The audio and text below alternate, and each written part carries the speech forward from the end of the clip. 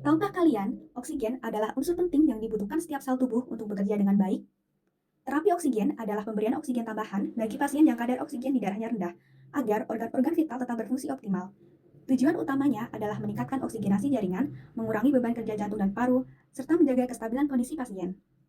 Terapi ini diberikan pada kondisi seperti saturasi oksigen kurang dari 90% dan tekanan parsial oksigen kurang dari 60 mm raksa yang umumnya terjadi pada penyakit paru-paru seperti PPOK dan asma, serta keracunan karbon monoksida, edema paru, dan gagal jantung. Namun, meskipun sangat bermanfaat, ada juga kontraindikasi pemberian terapi oksigen. Misalnya, pada pasien yang tidak ada hipoksemia atau hipoksia jaringan, gangguan jalan nafas, hiperkapnia kronis, dan bayi prematur.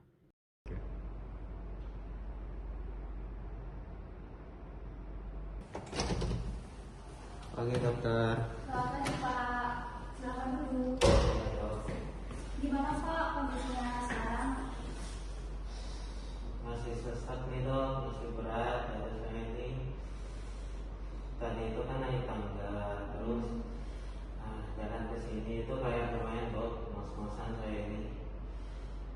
Iya Pak, memang ini saya lihat dari ronsen dada dan saturasi oksigen Bapak itu memang Bapak membutuhkan terapi oksigen. Nah, saya sarankan Bapak menggunakan terapi oksigen sementara ya Pak di rumah. Terapi oksigen itu gimana ya dok? Apa itu ya yang pakai tabung, terus yang pakai selang gitu ya dok? Itu saya takut nggak tahu pakainya dok, itu pakainya gimana ya? Baik Pak, saya akan jelaskan ya Pak terapi oksigen. Nanti mulai dari manfaat dan cara pakainya. Terapi oksigen dibagi menjadi beberapa macam menurut alat yang digunakan dan kebutuhan konsentrasi oksigen. Yang pertama ada nasal kanul. Nasal kanul termasuk dalam low flow system dengan aliran udara 1-6 liter per menit. Nasal kanul diberikan pada pasien dengan kondisi hipoksemia ringan dengan saturasi oksigen kurang dari 94%. Pasien dalam kondisi stabil dan masih bisa bernafas dengan spontan, dan pasien yang membutuhkan terapi oksigen jangka panjang seperti PPOK stabil dan penyakit paru kronis. Yang kedua ada non-rebreathing mask atau NRM yang termasuk dalam low flow system dengan aliran udara 10-15 liter per menit.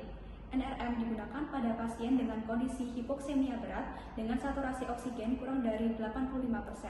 Gagal nafas akut dengan kebutuhan oksigen tinggi, dan pada pasien dalam kondisi darurat seperti asma atau PPOK eksaserbasi berat, trauma berat, shock, dan STEMI. Berikut langkah-langkah cara pemakaian nasal kanul. Yang pertama, pastikan sudah cuci tangan dan gunakan APD sesuai standar. Kedua, pastikan tabung oksigen, flowmeter, dan humidifier berfungsi dengan baik. Ketiga, pasang selang oksigen ke flowmeter dan pastikan tidak ada kebocoran. Keempat, atur aliran oksigen sesuai resep dokter. Untuk nasal kanul, 1-6 liter per menit. Kelima, pastikan ada aliran oksigen dari kanul. Bisa dirasakan dengan jari. Keenam, tempatkan ujung nasal kanul ke lubang hidung pasien. Ketujuh, sesuaikan posisi pengikat di bawah dagu agar nyaman dan tidak terlalu ketat. Selanjutnya, evaluasi dengan pantau saturasi oksigen dengan pulse oximeter, amati tanda ketidaknyamanan pada pasien, dan cek posisi nasal kanul secara berkala. Berikut langkah-langkah cara pemakaian non-rebreathing mask atau NRM.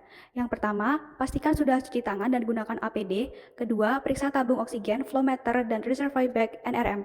Ketiga, hubungkan selang NRM ke flowmeter oksigen. Keempat, isi reservoir bag terlebih dahulu dengan oksigen.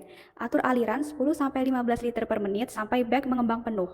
Kelima, tempatkan masker menutupi hidung dan mulut pasien. Keenam, pasang tali elastis di kepala pasien dan sesuaikan agar rapat tapi tetap nyaman.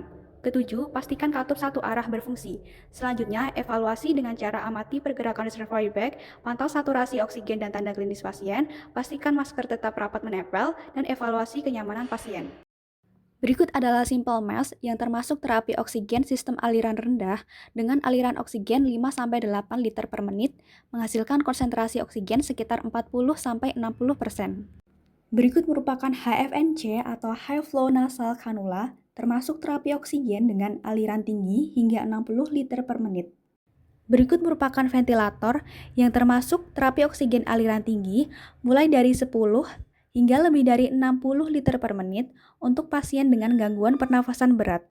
Setelah pemasangan oksigen, Pastikan alat terpasang nyaman dan aliran sesuai. Jaga kebersihan, hindari selang terlipat, dan jangan merokok di sekitar oksigen.